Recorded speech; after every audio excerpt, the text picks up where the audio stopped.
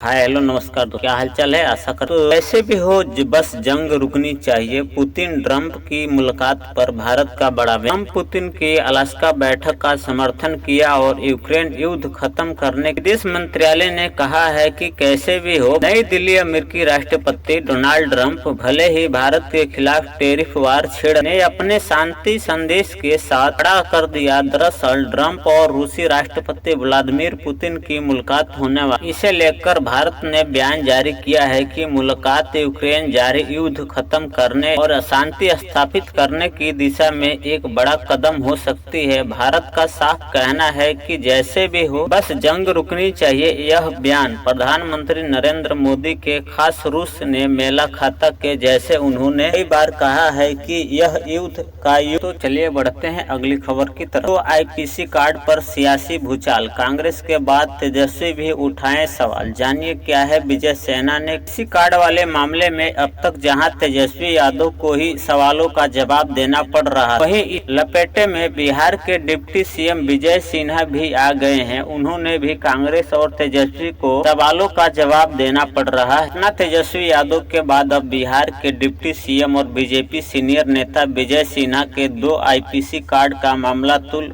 पकड़ने का लगा है। पहले तो कांग्रेस ने ट्वीट करके इस मुद्दे को हवा दी, फिर तेजस्वी ने मैदान में उतरे और विजय सेना के दोनों आईपीसी नंबर लखीसराय। चलिए बढ़ते हैं के तवाड़ा सुरक्षा बलों के आतंकियों से मुठभेड़ में गोलीबारी जारी। जम्मू कश्मीर के गुल के इलाके में सुरक्षा बलों और आतंकियों के बीच मुठभेड़ जारी में व्हाइट नाइट कॉर्पस में जानकारी देते हुए कहा कि गोलाबारी हुई है। फिलहाल अभियान जम्मू कश्मीर के किश्तवाड़ा में सुरक्षा बलों और आतंकियों के बीच मुठभेड़ जारी से नवाला छीन लिया गया है। आपको मौका मिलेगा नेवी चीफ से, ऐसा क्यों बोले पीएम। भारतीय सेना M75 एस्कुलिनियर तोपों और युद्धो लिफ्टरिंग यूरेनियम के लिए पाकिस्तान सैनिक LAC पर पोस्ट छोड़कर भाग गए हैं। भारतीय नौसेना के भय से पाकिस्तानी नौसैनिक जहाज पनडुब्बियों समुद्र में निकलने की बजाय ग्वादर बंदरगाह की पोर्ट में 7 मई से 10 मई के बीच चले ऑपरेशन सिंदूर भारतीय ने 5 लाख का वादा मिले तो सिर्फ 5000। एकादशी धराली में रिलीफ वाला चेक। धराली गांव में बादल फटने से अचानक आई बाढ़ के कारण 5 दिन तक शुक्रवार को प्रभावित इलाकों में तत्काल राहत के तौर पर 50-50 हजार रुपए के चेक दिए गए। एकादशी के धराली गांव में बादल फटने से अचानक आई बाढ़ के कारण 5 दिन के बाद शुक्रवार को प्रभावित तत्काल राहत के तौर पर गाँव वालों की योगदान दिया गया। भयावता की देखते हुए इस लोगों को राहत राशि के बेहद अपर्याप्त बताते हुए लेने से इनकार कर दिया। लोगों ने कहा कि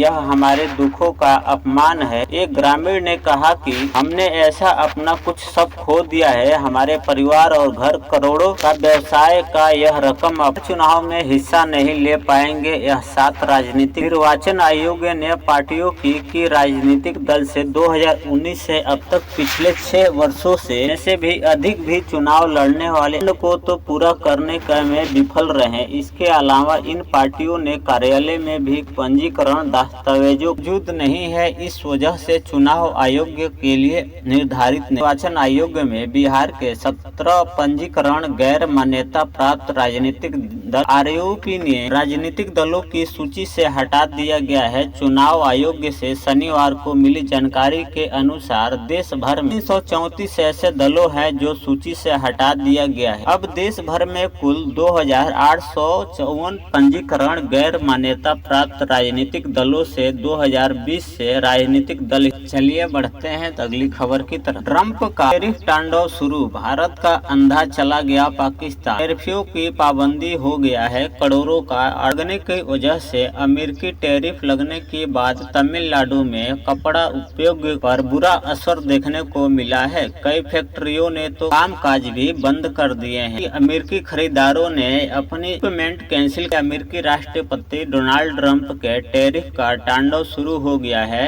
वैसे तो कई सेक्टर में ऐसे जिन पर इसका असर हुआ है, लेकिन कपड़ा सेक्टर सबसे ज्यादा प्रभावित दिख रहा है। तमिलनाडु तो हालात कुछ ऐसे हो गए हैं कि अमेरिकी आयातों पर से करोड़ों का ऑर्डर कैंसिल होने के बाद फैक्ट्रियों ने अपना उत्पादन करना बंद कर दिया है। भारतीय कारोबारियों को तमाम ऑर्डर या तो कैंसिल हो गया या